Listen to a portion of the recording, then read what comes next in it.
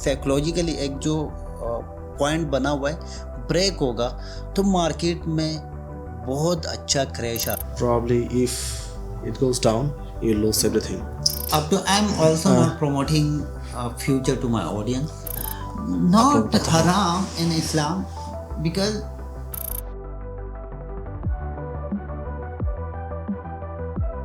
क्या लगता है बिटकॉइन ऑल टाइम हाई इस दफ़ा कितना टच करेगा? 125, बट जो मार्केट में अभी लिक्विडिटी का हालत है शायद टच नहीं कर पाएगा। चलो यार आप बताओ, आपको क्या लगता है कितना इस दफ़ा टच करेगा मार्केट? नहीं कि आपकी क्या एक्सपेक्टेशन क्या है? 120 के अराउंड 120 140 के बीच में टच कर सकता है। कर सकता है लास्ट एग्जिट में। और मेरी प्रेडिक्शन क्या है कि मार्केट 100K टच करके वापस यहाँ से क्रैश लेगा और मेरे हिसाब से ऑल टाइम हाई यही था। इसके बाद कोई ऑल टाइम हाई नहीं बनेगा for this season, for this quarter. अब देखते हैं अब अगर ऐसा हुआ टच नहीं कर पाया, यही वीडियो आपने मुझे सेंड करनी है, ठीक है? डेट क्या है? आज डेट है 11 तारीख। 11। अगर टच कर दिया इसको डिलीट करना है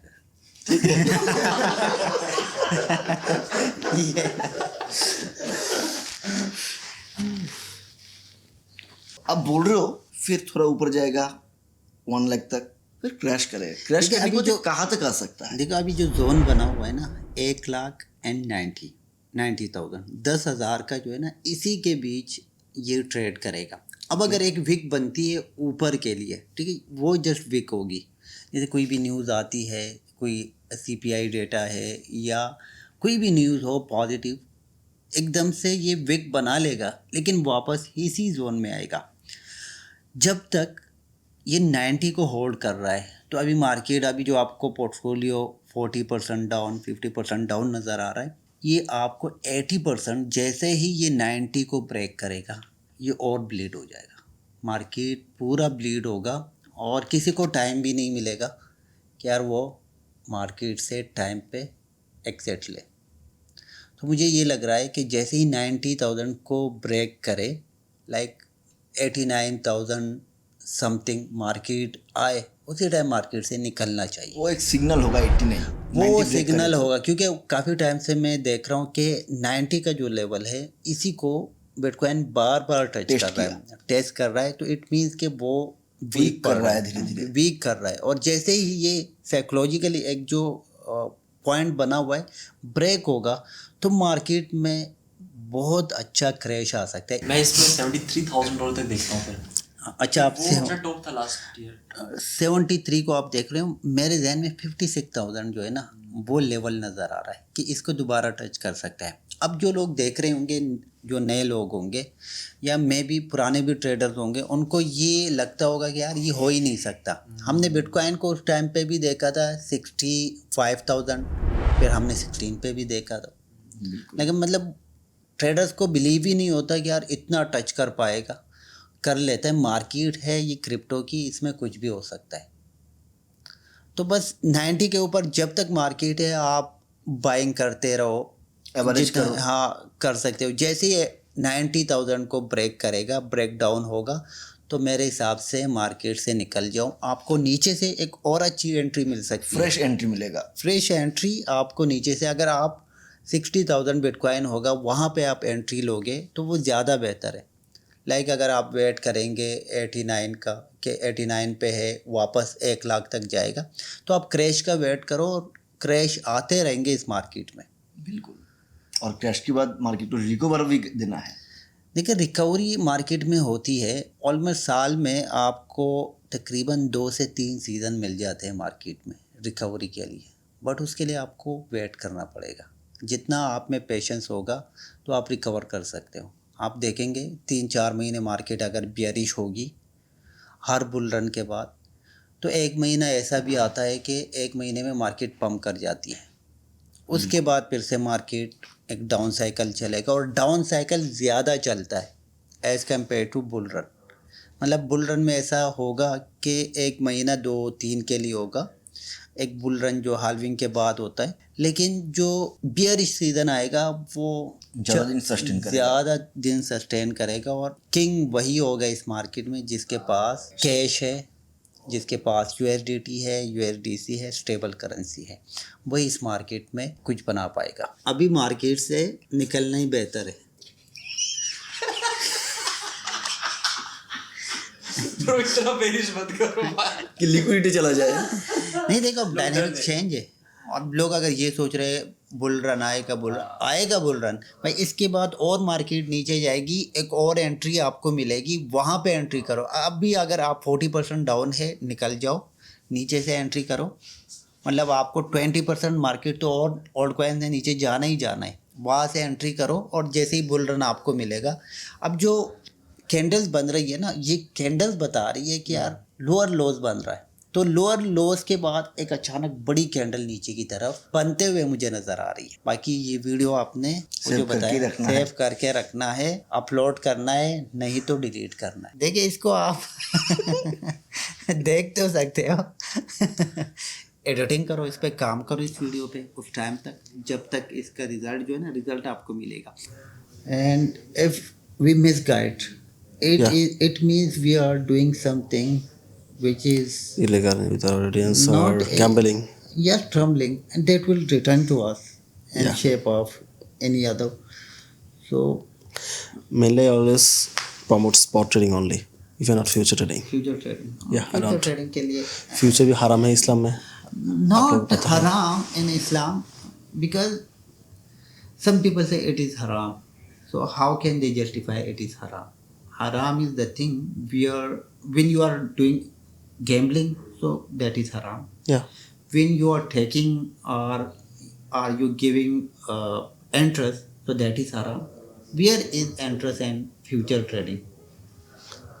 do you think future is halal? Future is not haram. As far as I know and I concern, I think it is haram. As That's why I someone never. give me some logic Yeah, that future is haram, so I will accept, but there is no logic. The people are saying it is haram. Why they are claiming it is haram? Because they don't have knowledge about this trading.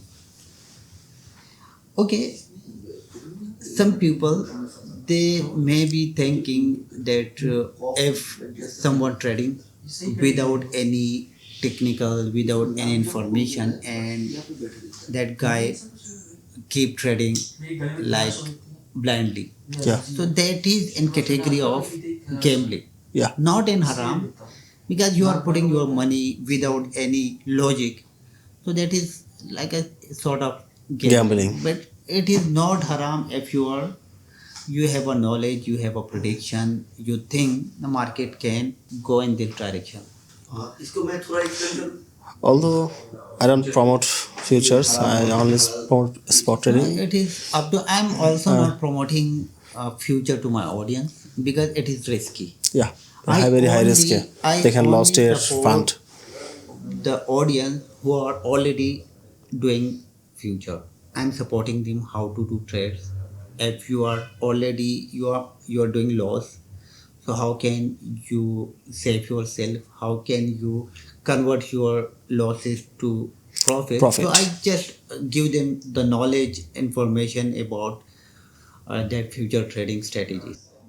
लोग कहते हैं यार ये मतलब आप gambling कर रहे हो, ठीक है, गैम्बलिंग के ज़ुमरे में आता है वो भी तब जब आपके पास नॉलेज ना हो एंड अभी आपको नहीं पता मार्केट अप जाएगी डाउन जाएगी, लेकिन आपने ट्रेड लगा दी अप की, जबकि आप कंफर्म नहीं है, तो it is like a gambling, ठीक है।